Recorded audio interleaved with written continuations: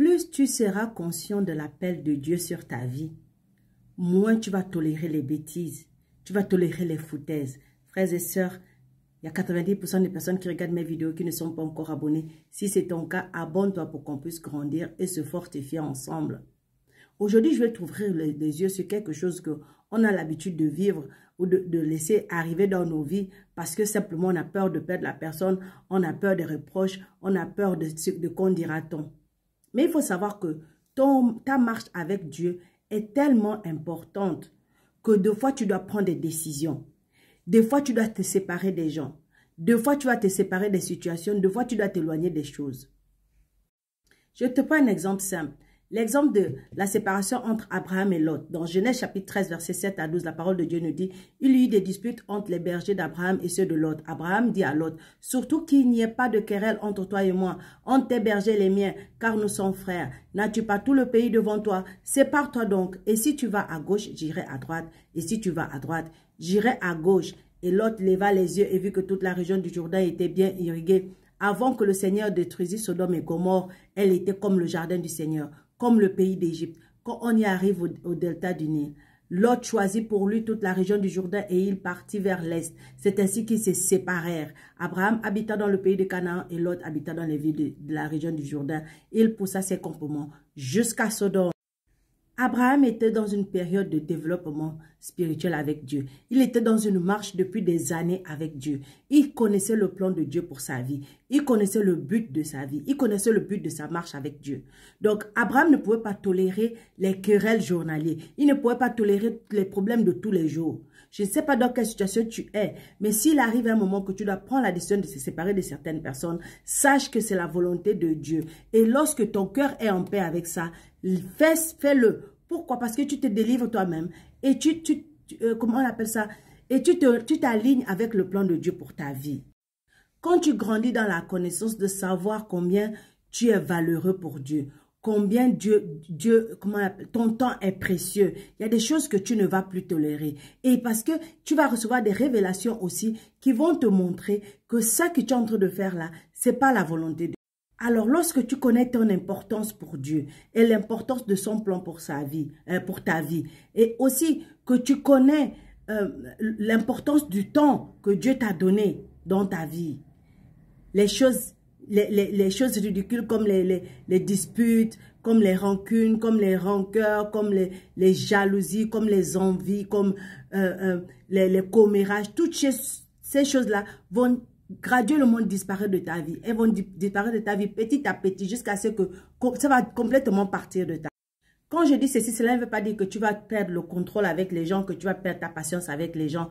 Parce que la patience, c'est le fruit de l'esprit. Mais ce que je veux dire, c'est que tu sauras quand est-ce que tu dois t'impliquer dans quelque chose et quand tu ne t'impliques pas du tout. Ça veut dire quoi? Ça veut dire que ta façon, comment on appelle, les relations avec les amis vont changer.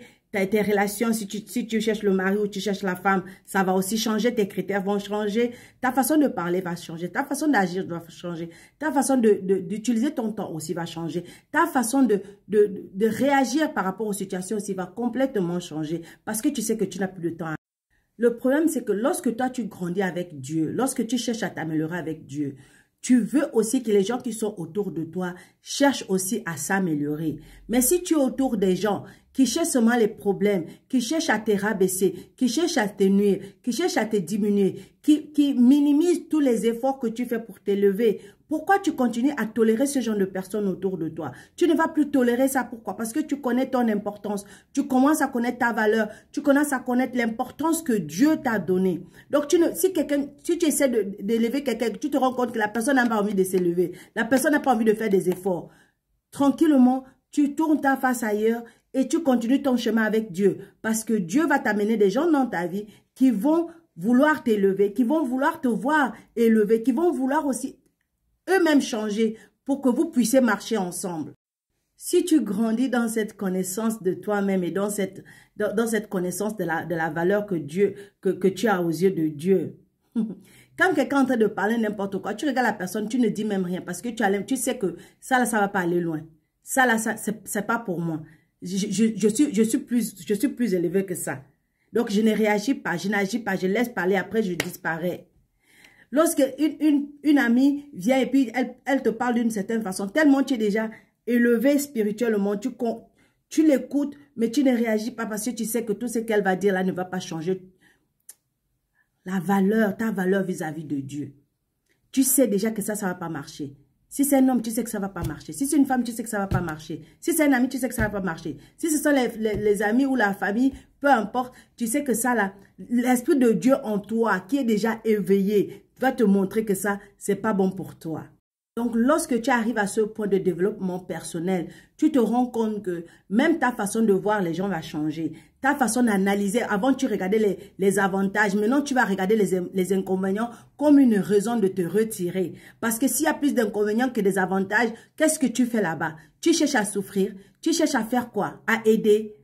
Parce que tu penses qu'il n'y a pas d'autres personnes qui ont essayé. Donc, ta façon d'agir avec les gens, ta façon de parler avec les gens, ta façon de marcher avec les gens, ta façon de regarder les problèmes va complètement changer. Et tu seras complètement une nouvelle personne.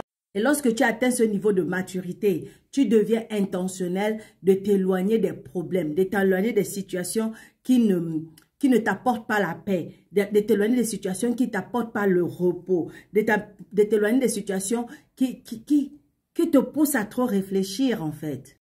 Pourquoi cet état d'esprit est-il une bénédiction? On retourne à Lot et Abraham.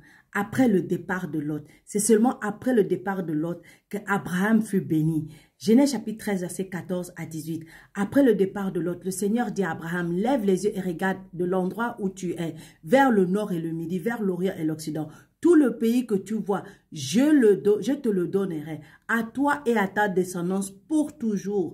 Je rendrai nombreuse ta descendance autant que la poussière de la terre. Si l'on pouvait compter les graines de poussière, on pourrait compter tes descendants. Lève-toi, parcours le pays au long et en large. C'est à toi que je vais le donner. Abraham déplaça son campement et alla s'établir aux chênes de Mambré, près d'Hébron. Et là, il bâtit un autel au Seigneur.